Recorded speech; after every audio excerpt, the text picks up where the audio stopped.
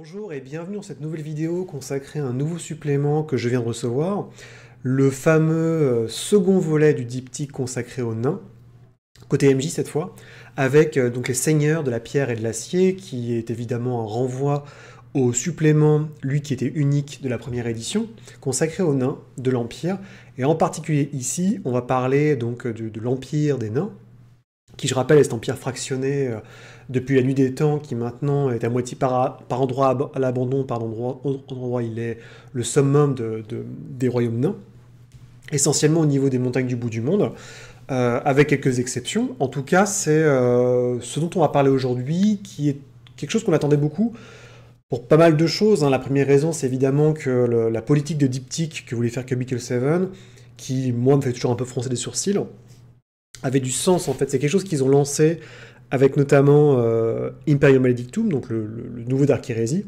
où là ça faisait sens, parce qu'il y avait vraiment un bouquin d'options par type de joueur, donc Inquisiteur, je sais pas quoi, cybertechnicien et compagnie. Là, je trouve que c'était pas forcément sous le sens. Donc, on va essayer de regarder ensemble un petit peu qu'est-ce qu'il y a sous le capot, qu'est-ce que contient ce supplément, et que je puisse vous donner un peu mon feedback au fur et à mesure.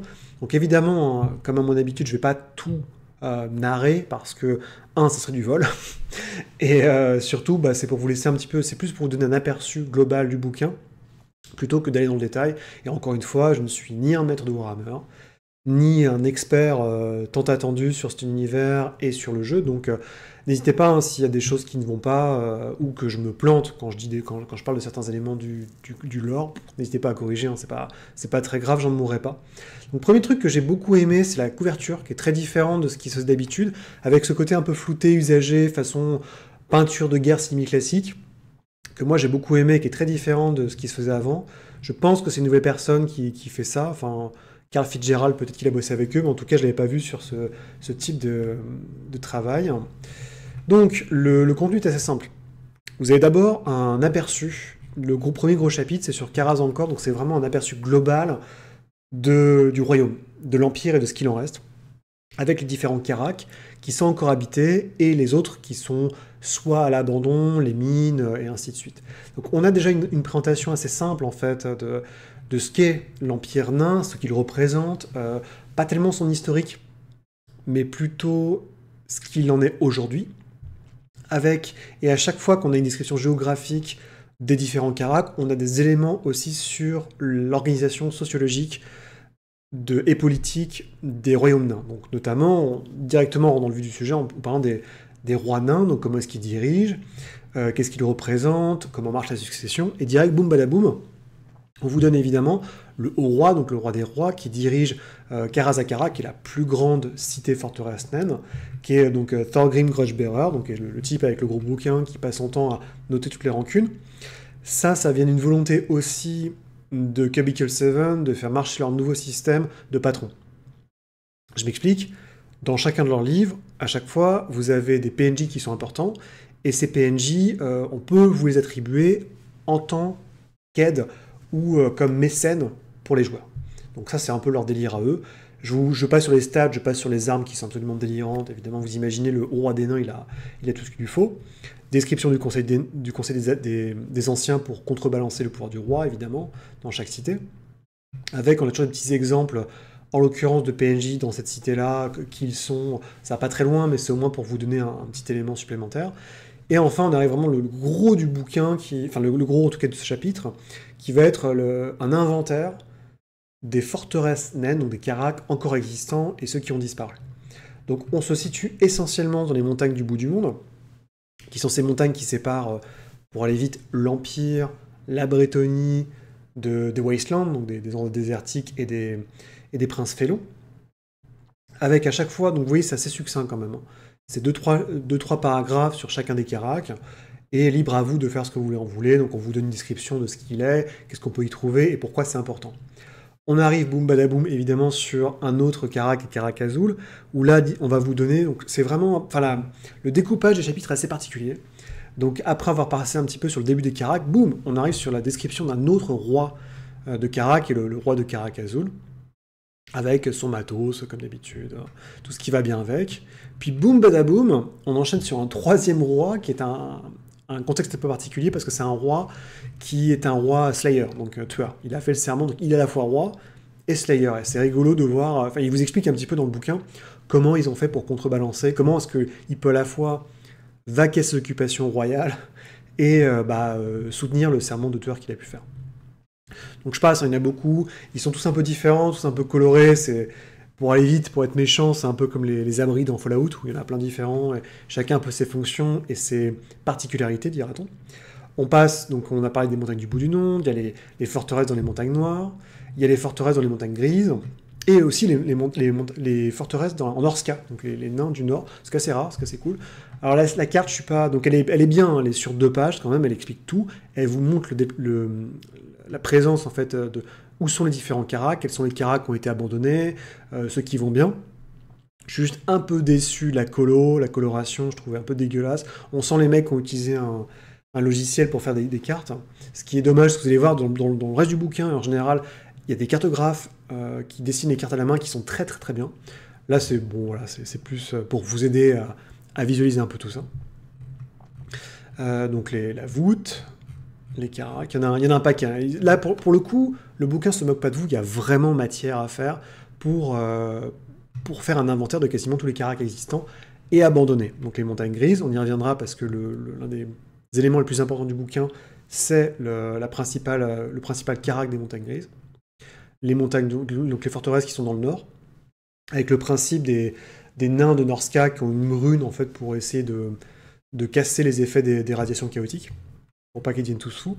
Et enfin, on arrive sur les mines et les caracs abandonnés qui ont tous soit tombé aux mains des gobelins, soit il y a des démons qui se sont réveillés, il y a à boire à manger. Et c'est vraiment aussi un moyen pour vous, en tant que maître du jeu, de juguler un petit peu votre créativité, vous donner des éléments supplémentaires pour dire bah tiens, ça c'est intéressant comme élément, je l'apprendrai bien pour ma campagne, ou si vous voulez faire simplement des campagnes d'exploration de caracs, pour ça le bouquin est parfait. On arrive, donc c'est un grand classique des productions Capital 7, un gazetteer, donc qui vous donne un inventaire simple et efficace de toutes les cités, qu'est-ce qu'on peut y trouver, qui les dirige, leur taille, leur population, leur production, leur garnison. Quelque chose d'assez simple, et éventuellement des petites notes supplémentaires. Enfin, par suite, on arrive au deuxième chapitre, qui est le plus gros, il doit faire quasiment une 30aine de pages, qui est mon chapitre préféré dans le bouquin, qui est, à mon avis, s'il y a une raison pour laquelle vous devez acheter ce livre, c'est celle-là. C'est un chapitre qui est dédié à Karak Nord, donc bon, c'est en gros la plus grosse forteresse naine qui existe dans les montagnes grises, mais ça c'est pas important. Ce qui est vraiment important, c'est qu'on vous décrit de A à Z la géographie et la sociologie d'un Karak. Et ça c'est génial, parce que, alors j'ai regardé hein, dans le PDF de l'original, dans la V1, il y a quelques éléments qui sont donnés, mais ça va pas aussi en profondeur. Là, on est vraiment sur l'équivalent, bon, c'est sur 20 pages, hein, ou sur une 30aine de pages, mais on est sur l'équivalent d'un Thousand Moon ou d'un supplément sur Middenheim, avec les environs, une très jolie carte, hein, là j'aime beaucoup, et à chaque fois, tous les éléments passés en revue, c'est-à-dire, bon, sa géographie, machin, mais ensuite on vous dit, il y a une auberge à l'extérieur, elle est décrite. La porte, à quoi elle ressemble, le découpage du Karak, comment c'est fait. Et la plupart des éléments qui sont décrits dans la légende ici vous sont présentés au fur et à mesure. Donc, vous savez à quoi ressemble une porte. Vous savez à quoi ça ressemble quand on rentre dans une forteresse. Vous savez à quoi ressemble le hall des marchands. Vous avez des exemples d'auberges. Vous avez des exemples de brasserie. Bon, vous avez un descriptif, évidemment, du roi et de la reine. On notera encore qu'ils ont rappelé Sam Manley, donc le grand dessinateur de la V4, pour aller vite, celui qui a fait l'illustration de quasiment tous les personnages de carrière dans l'idée de base. Vous savez à quoi ressemble un hall d'audience, l'endroit où vit la reine et toute sa famille, les différents halls de victoire et compagnie. C'est vraiment exceptionnel, et c'est vraiment le truc qui manquait pour un bouquin sur les nains, quoi, simplement. C'est super chouette. Il y a des pages, évidemment, avec les différentes cases, donc les graveurs de runes, les brasseurs, j'en ai parlé. Il y a aussi la grande bibliothèque, les grandes bibliothèques, il y a les voules, pardon, je vais y arriver. Il y a les coffres, en fait, où sont mis toutes les richesses et la gloire passée qui peuvent appartenir au roi et à sa famille. Les profondeurs des forges, là on va graver les runes, on va faire les armes. Et puis, en fait, ça va encore plus loin, parce qu'on va aller jusque dans les profondeurs, où qu'est-ce qu'il y a sous la forteresse avec l'Underway notamment. Donc c'est une espèce de réseau de... C'est l'autoroute souterraine quoi pour aller vite, mais qui est complètement à l'abandon, quasiment.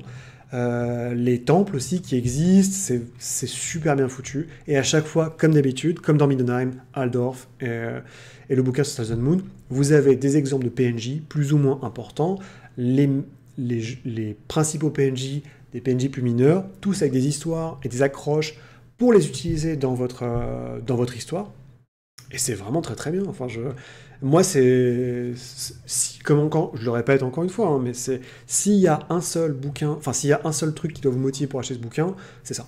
Voilà. Le reste, je suis plus timoré, comme vous allez le voir. Mais en tout cas, le boulot est fait, et il est très très bien fait. Comme je dis, on finit sur les mines. Comment ça se passe en fait pour les gens qui bossent sous la cité, avec les différents Ironbreakers, les gens qui surveillent en fait toutes les attaques qui peuvent arriver par le bas. Et enfin donc l'Underdeep, les profondeurs sous la ville, où faut vraiment, où il n'y a que les plus fous ou les plus aventureux qui peuvent aller. Et à chaque fois, vous avez des PNJ, vous avez des amorces, c'est cas rare d'une tueuse femme naine, c'est rigolo. Alors après, on arrive dans la partie qui est moins bien du bouquin. Enfin, personnellement, hein, c'est toujours pareil, c'est mon avis.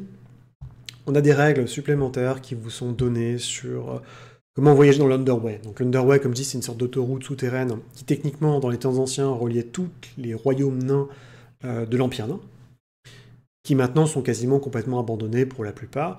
Et donc, en gros, c'est comment est-ce que vous faites, vous, pour vous balader sur cette autoroute, sachant qu'il y a potentiellement des moyens de relier tel royaume à tel royaume hyper rapidement, d'aller trouver des trésors, de prospecter, mais il y a toutes sortes de monstruosités qui se baladent, comme cet ogre dégénéré dont on va reparler un petit peu. Donc c'est des règles... voilà, à quel niveau... Enfin, est-ce que les tunnels sont entretenus? Est-ce que ils sont patrouillés, machin, ça vous donne des bonus ou pas? Il y a des règles sur la visibilité et l'intégrité structurelle, donc vous y voyez rien. La galerie menace de s'effondrer. Et patati et patata. Les fameuses Endeavors, donc les Endeavors, c'est ce que vous pouvez faire quand vous n'êtes pas en aventure. Donc depuis les introductions de règles de voyage, je crois qu'ils viennent du bouquin sur les rôdeurs et les voleurs, l'idée c'est que quand vous voyagez, le jeu vous donne des mécanismes pour vous occuper. Et donc, en gros, la nuit, c'est qu'est-ce que vous faites? Vous récupérez, vous trouvez de l'eau, vous montez la garde. Bon, est-ce que... Ça c'est moi, mais je me dis, est-ce que c'est vraiment pertinent de mettre ça dans un jeu de rôle, des choses qu'on peut faire facilement? Enfin, moi, on avait un système de bâtons, on disait, bah, tu voyages 10 jours, tous les soirs tu fais un bâton, et quand tu as fait 10 bâtons, bah, tu peux commencer à savoir écrire, ou tu peux commencer à monter une compétence, enfin, chacun fait ce qu'il veut. Hein, alors l'idée par contre, c'est que l'Underway est quand même plus hostile évidemment que le voyage à la surface. Donc il y a aussi tout le côté survival, avec je trouve de l'eau, j'essaie de survivre. Ou peut-être que, comme dans Dwarf Fortress, on trouve des éléphants. Si vous avez jamais joué à Dwarf Fortress, je vous l'encourage fortement, c'est un jeu vidéo absolument génial. Donc, ensuite, bon, bah, un peu comme d'hab, hein, les rencontres, c'est du classicus, et j'ai toujours cette désagréable impression quand même que quand ils écrivent des règles, quand ils font des chapitres sur les règles, c'est un peu pour botter en touche et dire, bon, bah, faut qu'on remplisse un peu le bouquin. Parce que là, par exemple, on va vous redonner des règles sur comment se battre sous terre. Dans le bouquin de base de souvenirs, il y avait quand même déjà comment se battre en étant aveugle. Là, on en remet une couche. Bon, ok. Alors je sais que c'est Shadow Dark et toute la All the Rage maintenant. Tout le monde dit c'est génial parce qu'il y a un système de torche physique. Peut-être qu'il faut utiliser ça plutôt que faire des règles à tort et à travers. Je sais pas, c'est un peu compliqué. Donc l'intégrité, il y a beaucoup de systèmes qui sont mis en place parce que l'idée c'est que tout peut s'effondrer sur vous si vous faites trop de bruit, si vous cassez tout, si vous courez. Bon. Je suis pas transcendé. Hein. Eh ben voilà, je vous ai parlé d'Endeavor sous terre, maintenant on a les Endeavor à la surface, donc c'est comment pimenter un petit peu pour vos PJ nains l'entre-scénario. On a en gros donc on a un tout petit toute petite notule sur qu'est-ce qui se passe si vous jouez des humains. Parce que là, si vous n'avez pas que des nains dans votre campagne, ils vont un peu se faire chier, ou peut-être que les nains ne vont pas les accepter, donc c'est comment marche l'hospitalité naine, notamment on pense à Félix et Gotrek.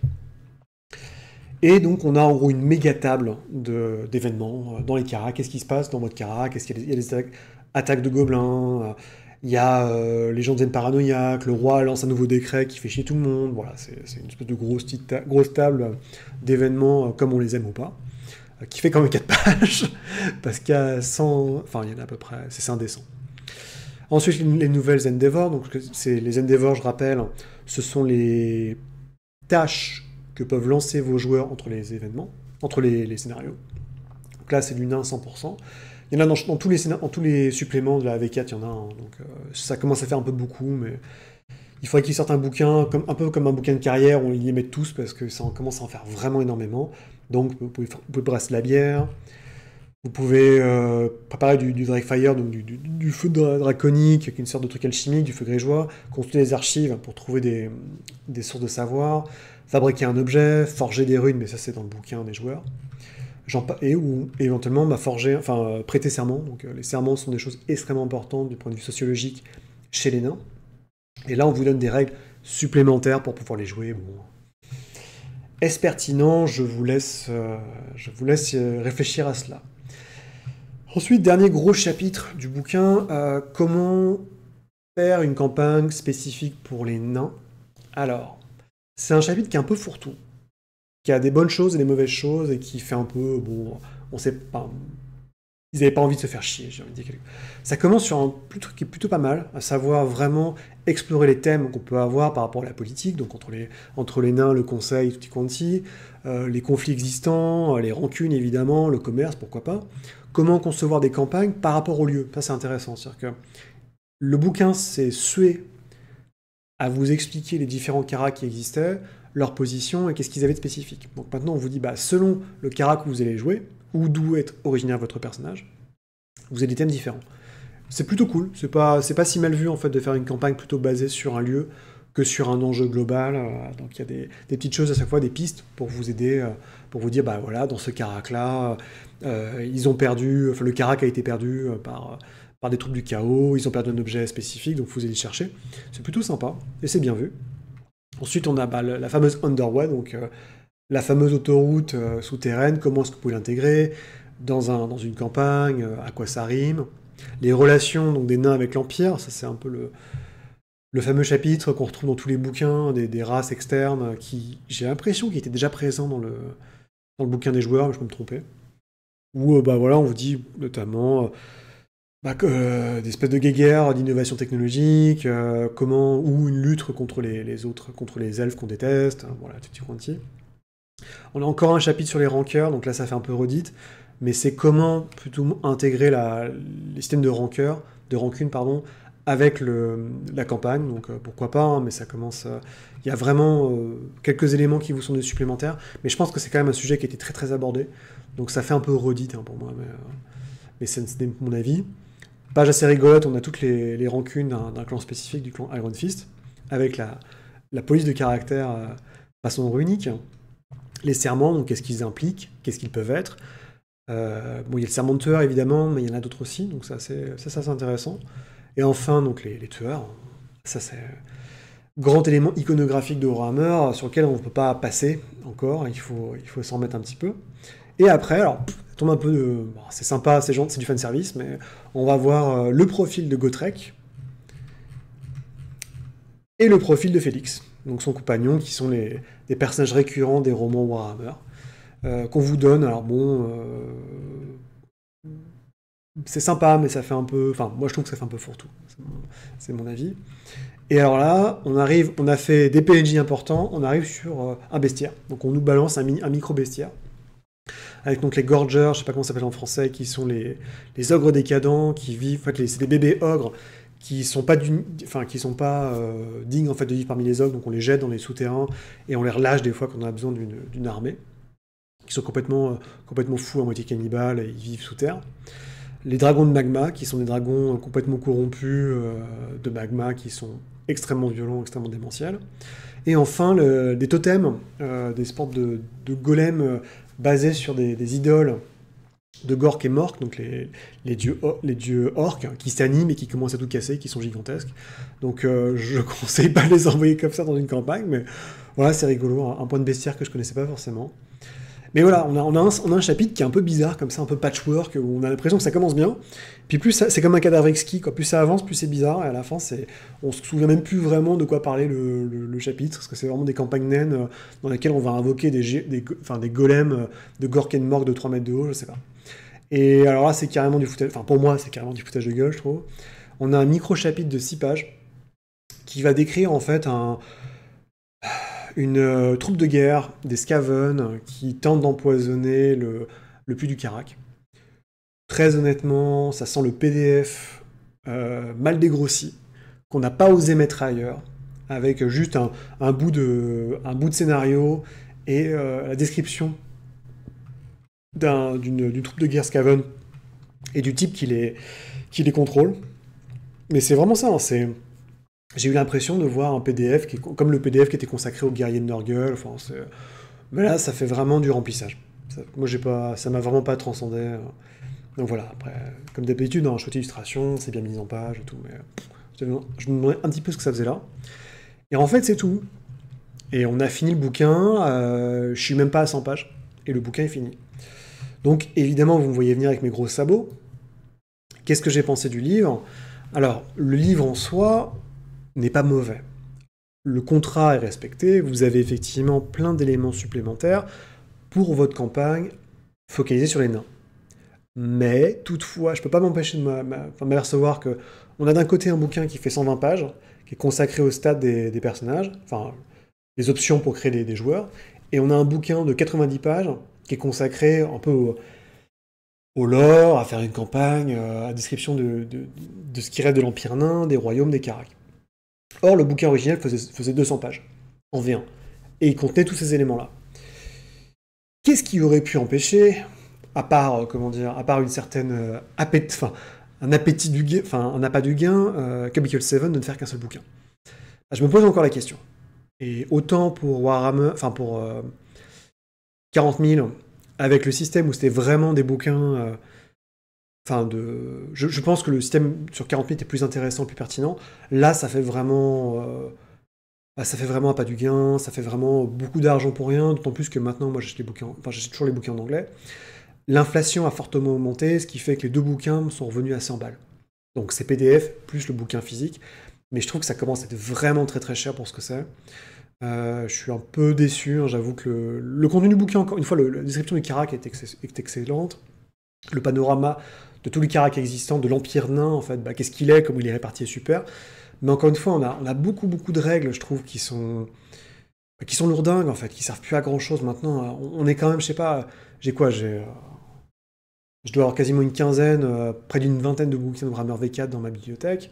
Les règles, j'en ai assez, quoi. C'est-à-dire que, éventuellement, les carrières, c'est sympa quand on veut personnaliser son personnage, mais est-ce qu'on a besoin d'avoir un tel archipel de règles à la donjon, où chaque bouquin rapporte ses règles supplémentaires, alors qu'on a un gros problème, l'éléphant dans la salle, dans le couloir, c'est le fait qu'il n'y ait pas assez de scénario, simplement. On voit bien que là, on vous sort encore un bouquin avec des éléments qui sont assez intéressants, mais pourquoi est-ce que j'ai un truc sur les Skaven, alors que tu aurais pu me faire justement un vrai scénario, avec les Skaven peut-être, mais sur 6 pages, c'est pas à demander la mer à boire. Hein.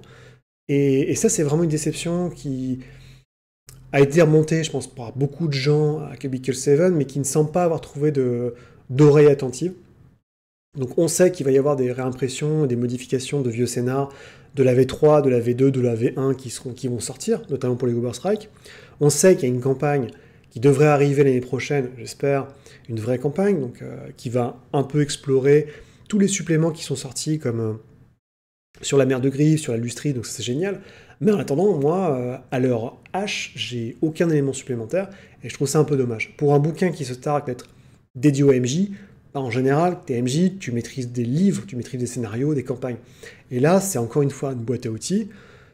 C'est très bien, hein, il n'y a pas de souci, le contenu est bon, mais il y a beaucoup de contenu qui a été remanié, qui était préexistant, qui a été réécrit, c'est très beau, les illustrations sont chouettes, mais encore une fois, où sont les scénars? Moi, je les ai pas, à l'heure actuelle. Et je peux pas...